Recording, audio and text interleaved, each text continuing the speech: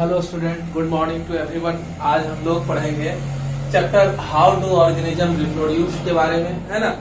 Organism कैसे कैसे reproduce करते हैं इसके बारे में देखेंगे। तो सबसे पहला इसमें टॉपिक क्या है, टर्म क्या है, रिप्रोडक्शन। फर्स्ट टर्म है रिप्रोडक्शन, ठीक है। तो री का मतलब होता है अगेन और प्रोडक्शन का मतलब है टू क्रिएट, टू प्रोड्यूस, है ना। To create, to produce. तो एक ऐसा मैकेनिज्म है जिसमें कि ऑर्गेनिज्म अपने जैसे यंग वंस को, है ना, अर्थ पर क्रिएट करते हैं, अपने स्पीसीज को अर्थ पर कंटिन्यू करने के लिए। कह सकते हैं a process in which organism create their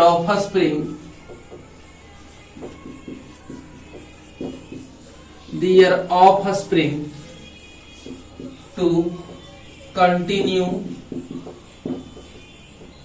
their species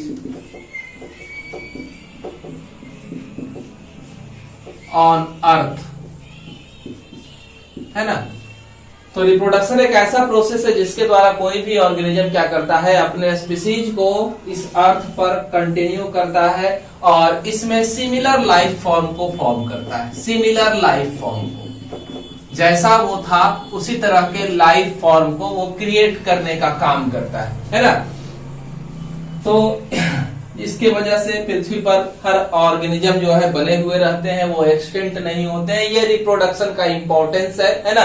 reproduction काफी जरूरी है। अगर ऐसा नहीं होता तो पृथ्वी पर से क्या हो जाते हैं कि ऑर्गेनिज्म डिसअपीयर हो जाते। तो इस रिप्रोडक्शन को कंटिन्यू किया जाता है दो प्रोसेस के तहत। एक सेक्सुअल रिप्रोडक्शन है और दूसरा एसेक्सुअल रिप्रोडक्शन है ना। तो पहले हम लोग देखते हैं दोनों का define. Asexual reproduction, asexual reproduction, asexual reproduction में क्या कुछ होता है ना। इसमें फर्स्ट वर्ड क्या है, ए का अर्थ है नॉट और दूसरा वर्ड है इसमें सेक्स, है ना। हम जानते हैं सेक्स दो तरह के हैं, मेल एंड फीमेल। तो इसमें मेल और फीमेल का रिक्वायरमेंट नहीं है, ठीक है। विदाउट मेल और फीमेल के इसमें सिंगल पेरेंट्स जो होते हैं, सिंगल पेरेंट मतलब सिंगल ऑर्गेनिज्म एबल होते हैं एक नए ऑर्गेनिज्म को क्रिएट करने में। एक नए ऑर्गेनिज्म को वो क्या कर देते हैं, बना देते हैं, ठीक है। एसेक्सुअल मोड ऑफ रिप्रोडक्शन में इस तरह से वो नए ऑर्गेनिज्म का फॉर्मेशन करने का काम करते हैं, ठीक है। तो ये हम लोगों ने देखा। अब इसको डिफाइन करके आप लिख सकते हैं, a mode of reproduction, reproduction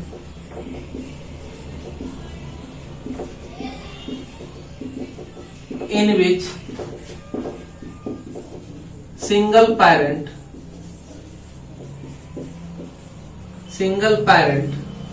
create new offspring without involvement of gamete, without involvement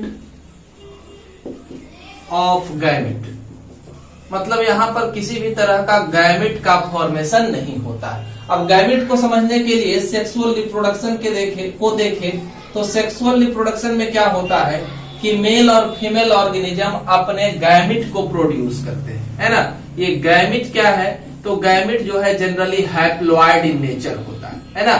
haploid in nature होता है। हैप्लॉइड का मतलब क्या है कि नॉर्मल सेल के अंदर जितना हम जानते हैं कि हर एक क्रिएचर्स में नंबर ऑफ क्रोमोसोम क्या होते हैं, फिक्स होते हैं। तो सेक्सुअल रिप्रोडक्शन में जब गैमेट का फॉर्मेशन होता है तो गैमेट फॉर्मेशन के समय क्या होता है कि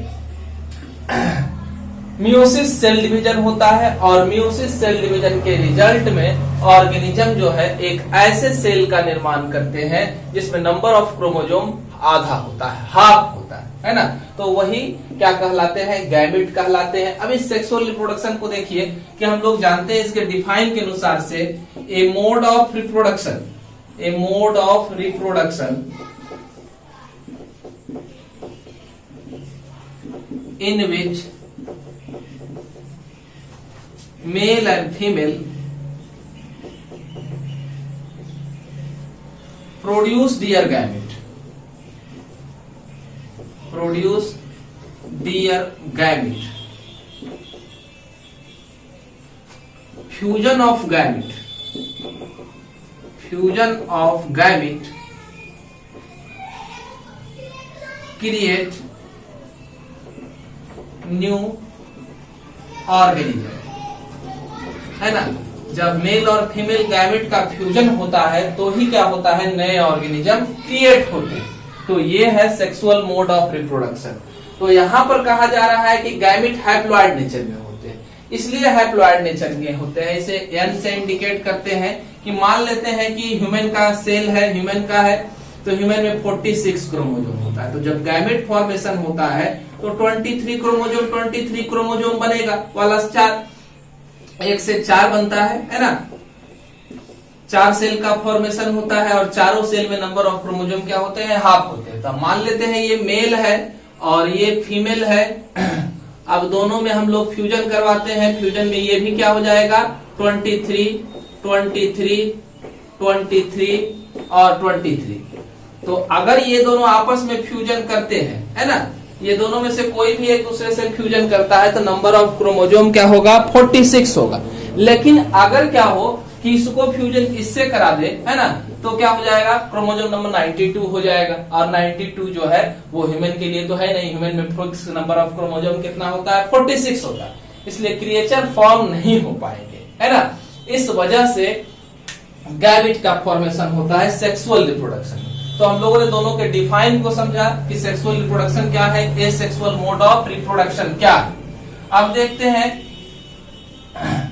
इसी में आगे कि do organism create exact copy of themselves.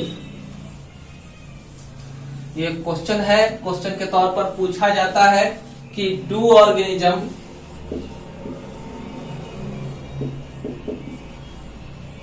Create exact copy of themselves.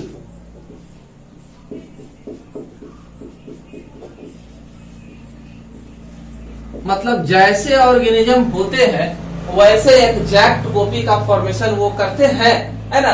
तो इसको समझने के लिए देखें कि कोई भी ऑर्गेनिज्म में क्या है, तो वह सेल से बना हुआ है। सेल के अंदर क्या है, न्यूक्लियस है। न्यूक्लियस के अंदर क्या है, तो थ्रेड लाइक स्ट्रक्चर है। इस थ्रेड लाइक स्ट्रक्चर को क्या कहते हैं, क्रोमोजोम कहते हैं, है ना। अब क्रोमोजोम के स्ट्रक्चर को आप देखें तो क्रोमोजोम जो है वह बना हुआ होता है डीएनए से और किससे, तो हिस्टोन प्रोटीन से। हिस्टोन प्रोटीन से, है ना। अब देखते हैं कि डीएनए कैसा होता है, तो डीएनए इस तरह का है।